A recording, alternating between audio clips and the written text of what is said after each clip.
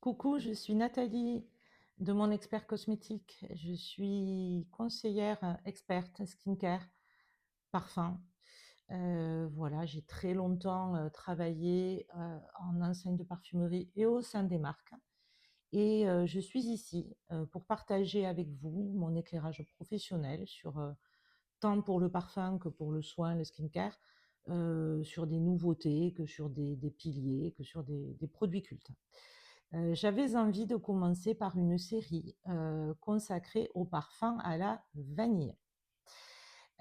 Par contre, je vous le dis d'emblée, les parfums à la vanille travaillés en mode alimentaire ne m'intéressent pas du tout. Donc, je vois pas l'intérêt de faire des revues négatives. Euh, voilà, il y a des tas de gens qui vont très bien vous en parler et je conçois que l'on puisse aimer, hein, avoir des parfums, porter des parfums qui s'inspirent de nos desserts favoris. Moi, personnellement, je préfère les avoir dans l'assiette que me parfumer avec. Donc, j'ai choisi de vous faire découvrir des vanilles plus racées, plus travaillées, parce que la parfumerie, c'est aussi un art. Et j'ai choisi de commencer cette série avec une belle découverte pour moi, qui est, je ne sais pas si vous voyez bien là, Vanera de Laboratorio Olfativo, qui est une très jolie maison de niche italienne. Donc, Vanera, nous sommes sur une eau de toilette 100 millilitres. En termes de projection et de sillage, on est pas mal du tout parce que ça n'est pas juste la concentration eau de toilette ou eau de parfum qui va déterminer l'intensité ou la puissance du parfum, mais il y a des notes qui vont projeter naturellement beaucoup plus que d'autres et la qualité des matières premières naturelles, bien évidemment, a un impact très important. Et c'est le cas ici, on a des belles matières premières, ça se sent. Je vous fais la pyramide olfactive, donc de ce parfum qui peut être très mixte, puisque on est sur une vanille interprétée sur un ton boisé épicé.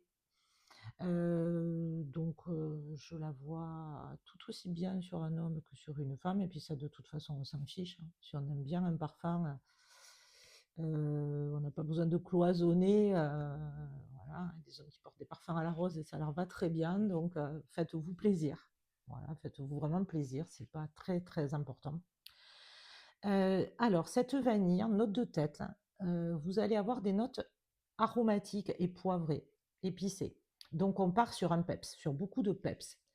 Ce qui est intéressant parce que ça vient d'entrer.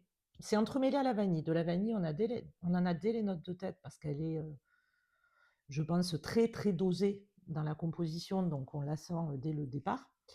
Mais au départ, elle est entremêlée à ces notes poivrées, notamment avec de la cardamome. La cardamome, c'est une gousse qui est de la famille du gingembre. Et la cardamome verte, elle apporte aussi un petit côté vert. Donc ça nous donne un départ à la fois végétal et épicé, associé au poivre, et entremêlé de vanille. Donc on sort la vanille de son côté un peu plomb-plomb, un peu rond, un peu gourmand. Même si on sent cette gourmandise en filigrane. Mais c'est vraiment, voilà, ce départ, dès le départ, on est sur quelque chose d'intéressant, d'un peu inhabituel. Dans les notes de cœur, nous allons avoir des notes boisées, donc bois de cachemire, bois de santal. Le bois de santal, il apporte une facette un peu crémeuse. Et la bergamote qui va apporter sa petite amertume, sa petite acidité. Donc là aussi, on casse le côté qui pourrait être trop sucré de la vanille. Voilà, donc on est vraiment sur une ligne très boisée et très peps en même temps, très très pétillante. Et en note de fond, nous allons avoir des notes ambrées. On va retrouver des notes boisées et fumées. Donc fumées, pas dans l'esprit encens. Fumée, une note un petit peu de bois brun, de bois bruni, un peu brûlé, mais pas brûlé qui sent mauvais, quoi. Enfin, brûlé, fumé. Voilà, ça s'appelle comme ça. Un peu comme si vous faisiez un caramel avec des gousses de vanille à la casserole et qu'à un moment donné, le caramel, il brunisse un petit peu. Voilà, ça donne cette note un peu brunie. Au final, sur la peau, bon, je vous ai pas fait le truc, je me parfume le poignet, je mets sur la touche parce que je le connais par cœur, et je le mets beaucoup depuis 3 semaines, je l'aime beaucoup.